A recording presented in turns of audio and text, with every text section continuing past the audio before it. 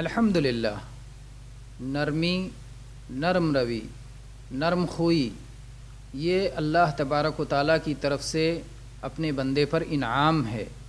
جیسا کہ اللہ تعالیٰ نے اپنے نبی کریم صلی اللہ علیہ وسلم کے تعلق سے ارشاد فرمایا، فَبِمَا رَحْمَةٍ مِّنَ اللَّهِ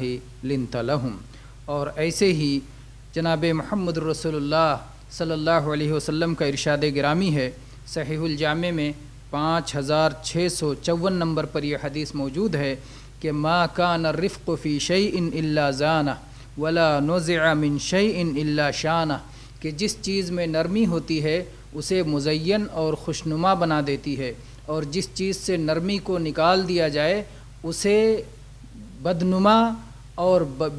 اسے عیبدار کر دیتی ہے۔ تو نرمی چیزوں کو مزین اور خوشنما کرتی ہے، اور نرمی کے نکالنے سے چیزیں بدنما ہو جاتی ہیں۔ اللہ تبارک و تعالی ہمیں رفق و نرمی کی توفیق عطا فرمائے، آمین، والحمد للہ رب العالمین۔